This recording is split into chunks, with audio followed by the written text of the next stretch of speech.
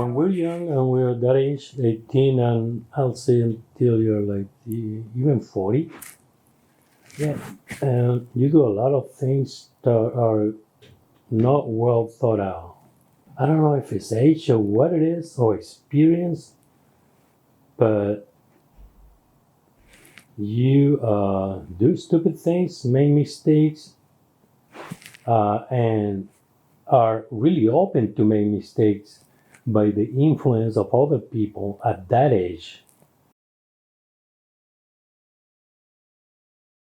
My parents married very young. My mom, Elva Wood Fuentes, she was 17 when she married my dad. Actually, she had me when she was 17. So she was from a mixed family, part German, part Spanish. Her dad died. And then also her mom, when they were very young, they were about in their, before their teens, you know. So they had ended up in a orphanage, yeah, in an orphanage with nuns. So as they tell me, they didn't have a good time there, but they went through it. So my mom got married, and my mom didn't have a big family, but my dad did. He came from 11 brothers. They lived in the country, you know, country. Yeah. And they came to live in the city. Or she came to live in the city with all her kids, 11 of them. So the youngest one, that were in their late teens, they started working, you know, to support the family. So my dad married, he was the first one to marry out of all the 11 kids. So the first one to have a baby, which was me. So I was the first kid of the whole family. So they spoiled me, of course.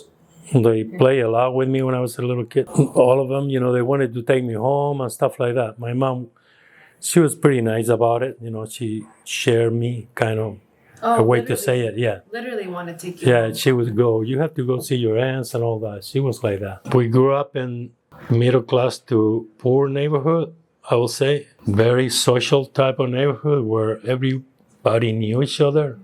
We play with each other, you know, play soccer or whatever. And we also spend time in neighbors' homes a lot of times, many times, you know. They had to leave us there when my parents had to do something or whatever. So everybody knew each other. It was kind of like a neighborhood family. I went to school in many places. So I had different schools. I made many good friends in different schools. And I ended up at the end on my 4 last years of school in the rich, kind of like a rich schools. There was a religious type of school. Growing up, I had different experiences, and some bad experiences and good ones too. I learned how to ski when I was very young, around 7, because we live right next to the Andes Mountains. So my aunt would take me early in the morning on the weekend, and we'd sit at the bottom of the mountain. And she was young and good looking, so she would hitchhike and we'll get taken up to the mountain every weekend, and we'll be skiing like for 2 days and then come down the mountain to the city. So after that, I had an experience, or maybe before that it was, when I was at the mountains with my aunt in the Andes, in the middle of the Andes, and we had a really big earthquake. And I remember running next to this big, huge river, crying, really scared, because I was looking at the mountains and I could see rocks coming down. And it was a strong earthquake. Must have been over 7. Granny would take me to the country where she was from, and I would stay there for like 2-3 months sometimes in the summer vacation from school. Spent all that time by myself. They would leave me there in the country with some cousins.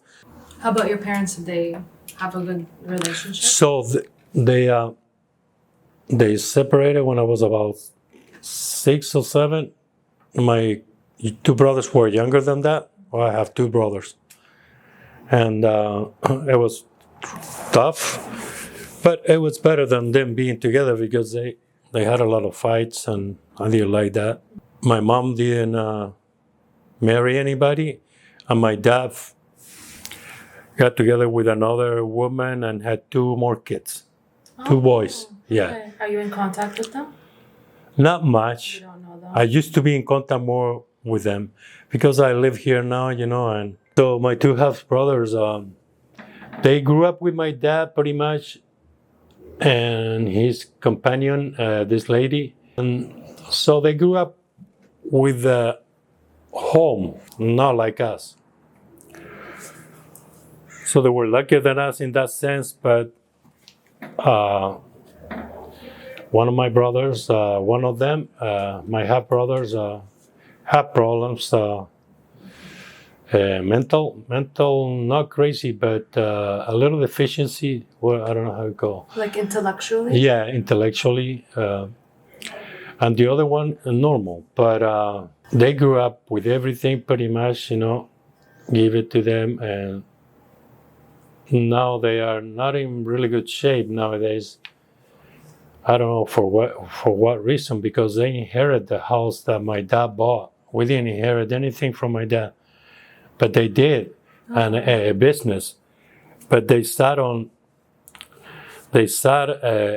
they don't do anything. They don't clean their house. They don't use the business, and they don't pay water, nothing. They don't do nothing. They don't work, and I don't know why. But my dad passed away, and their mother passed away too, and I think they fell into a depression too, on top of it. But not everybody is the same. I would have got up and I would have had that place all cleaned up and have a business. But they're sitting in their house. Anyway, one of my brothers, pretty crazy, Carlos, from my mom and my dad. He was violent since he was a little kid. A lot of fights, and he would do things out of the ordinary. And also, we grew up in a neighborhood that could be bad people and really good people too. Everything was there, a mix. Professionals and educated people, doctors, and everything. And we all knew each other. We even knew the bad people that they wouldn't mess with the neighbors because they were from the same neighborhood. So in that sense, we were safe from them. They wouldn't mess with us. My experience, the abuse with that guy was really short because it was like maybe an hour while my parents were gone. And I don't recall much of it, and I don't want to really recall it. Maybe my brain, Do you know him? I knew him then, yeah, but I never seen him again. But, I had violent thoughts of what would I do when I see him again. But so when I got molested from my neighbor downstairs, the lady, Sylvia, she was about 25. And so it was a chance where I had to use the bathroom. I needed to pee, and she was in there, and her mom opened the door and let me in. And that's how it started. She started doing stuff that I didn't even know about. And so she opened my eyes to, I guess, sex when I was that age. I wasn't that freaked out about it, but then again, I don't know how much it affects you. I don't know, maybe because when a guy does it to a guy, it's more freaky than when a girl does it to you. But that doesn't make it right, right? Especially at that age. Yeah, at that age, yeah. So anyway, she got confronted. My aunts confronted her, and she never did it again. And she never went to jail or anything for that because back in the days, you know how it was, It wasn't like that. right? But did you see her after that? Yeah, we see her every day. When I came downstairs, she lived down on the apartment downstairs. She never did it again, and she would say hi to me and stuff. So that got over it, and I think those are the only two experiences that I had of molestation. Except, I got this guy tried to molest me one time in the USA here when he gave me a ride from work, but that's something else. He never was able to do anything. He just put his hand on my leg, and then I got out of the car and I got home. So that's dangerous. Don't get in the car with somebody else. Yeah. So I grew up in Chile until I was 18. I had we all had a really bad experience when I was about 14. I woke up one morning to the sound of machine gun in the streets. And so my aunt told me that they were taking over the government of Allende, which was a socialist president. And she turned the radio on. It was about 8 o'clock, and the radio was just one person talking. All the radios were taken. We didn't have much TV back. That was 1973. Not everybody had a TV, so I didn't have a chance to really turn the TV on to see what was going on. But I could hear machine gun and explosions outside everywhere. So first thing I did was I was at my aunt's, at my granny, and that's a different neighborhood. It was the weekend, so I wanted to get to my mom's in downtown in the city where we all lived, because where I was, it was only like a fun place or the weekend place where I spent my time with my friends after school. So I got stuck, and they didn't let me go to my aunt's because they were killing people in between. I had to cross this river, and they were killing people everywhere. I came back. I only got as far as 2 blocks. They stopped me, and I came back to my aunt's house, and I had to stay there we had to stay in there for many months, so like 3 or 4 months. We had to stay indoor because there was curfew 24 hours a day. And military. Yeah. Wow. Military in the streets everywhere. And they had permission to shoot anybody. I didn't see my mom for like 3 or 4 months. And I couldn't even talk to her over the phone because the phones were shut off. All the phones. Communication was cut. Yeah, it was cut off. It was controlled. The right wing and the CIA that was together with the right wing to overthrow the government.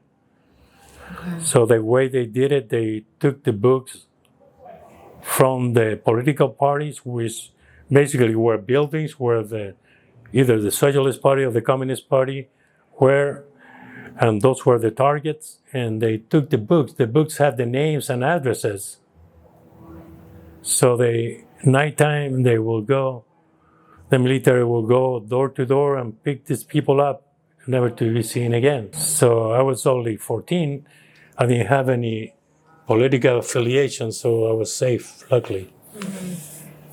But a lot of the neighbors disappeared, and they never were found. They were never found. So that was in 1973, and I came here in 1977 to the USA, and I was already 18. Now, so my mom wanted to send me here because there was no opportunities there. I was coming out of high school because it was really difficult to get a visa to come to the USA, right? So she, waited and waited, and she got a chance to talk to the ambassador, and she told them, look, my son just graduated from high school, and his aunt is in the USA, and she wants to invite him for a few months to spend time there. Yeah. So the ambassador said, okay, look, I'm going to do it, but if your son doesn't come back when his visa expires, you're never going to go to the USA, he told them. And she said, that's fine. She sent me to the USA.